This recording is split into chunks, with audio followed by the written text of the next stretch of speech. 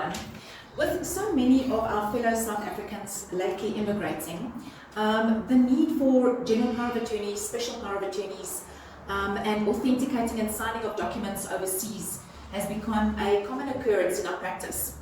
However, in our correspondent practice, we've noted of late that inevitably where we get a general power of attorney, we have a rejection. So I thought it would be important to touch on general power of attorneys this morning. The first thing is that, I don't know how many of you know that power of attorneys is actually regulated in the Deeds Registries Act. So Regulation 65 of the Deeds Registry Act in the first instance tells us that you are to lodge your original power of attorney. The only time that you will not lodge your original general power of attorney is if that power of attorney has been registered in another deeds office. You then actually have to obtain a copy at that deeds registry in terms of Regulation 65(6), and on that general power of attorney, that deeds office will endorse it for you to use in another deeds office. So you cannot use an original power of attorney that's been registered, for instance, in Pretoria Deeds Office and lodge that very same general power of attorney again in Johannesburg Deeds Office. You'll have to go to the Pretoria Deeds Office's copies department and apply for a copy for use in Johannesburg, and they will put a chub for you over there to say this is for use in Johannesburg Deeds Registry. Okay, so the other very important thing that the Regulation 65 states with regards to your general power of attorneys is that you must specify the date as well as the place of the execution. The place of the execution is very important for the registry to see because they want to ascertain if this document was signed abroad, if your document has been duly authenticated. And we're going to be dealing with Rule 63. You'll see I've designed a nice little spreadsheet for you, Rule 63 in a nutshell, and we're going to deal with that a little bit later on in the course. Very important, in terms of Regulation 24(4), you cannot just state the place where you're signing. You need to also state the country. So you would say Perth, Australia, if that was where your power of attorney was signed.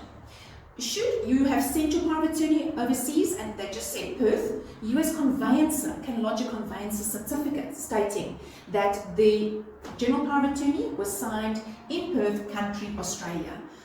Very few people do that as well, and of late we've been getting that note in the Pretoria Deeds Office. Okay, another very important thing to look at your general power of attorney is your general power of attorney can only be used if it makes specific reference to the fact that it can be used for the sale of the immovable property. That's Regulation 65(4). So you'll see the power of attorney that we've uploaded for you as well. Those of you that's sitting here, you've got a copy of it in front of you. Some important things to point out on the power of attorney.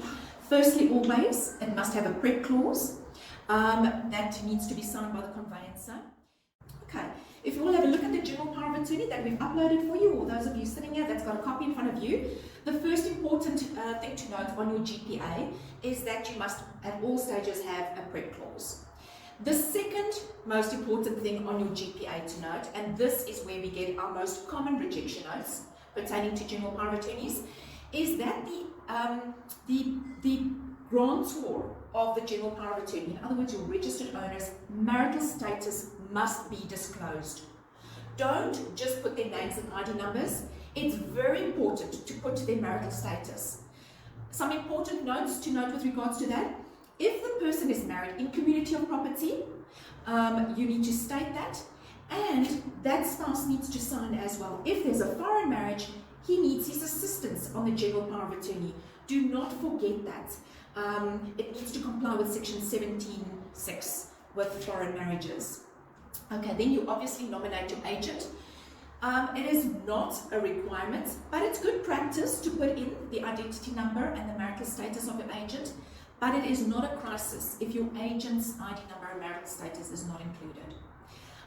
Then, like I said previously, make sure that your general power of attorney, you'll see this GPA that we have over here, clause number F says, it specifically deals with to buy or sell movable or immovable property. Reading on that, you can sign all contracts, acts and deeds of transfers relating to any movable property.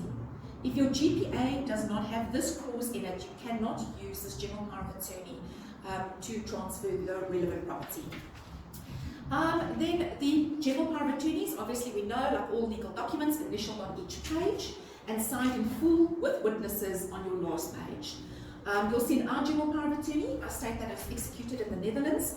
That's because we're going to be dealing with authentication of documents, Rule 63 shortly. I wanted to just specify, we already said that the general power of attorney, you will lodge that in a yellow cover. It'll usually be a symbol number 1 in your cover. A general power of attorney is always lodged in a yellow cover, and it's lodged before the transaction in which you want to use it. So if you're using it for your transfer, you will link it before your transfer.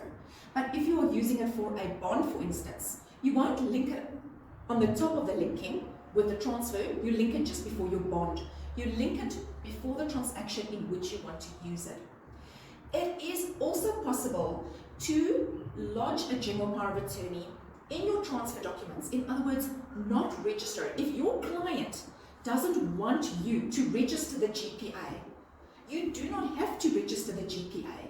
If your client, because it's a dangerous practice to register a GPA that deals, which gives them authority to deal with financial institutions and things, they might want you just to use it for this specific transaction. You lodge it with your transfer documents as you would your special power of attorney.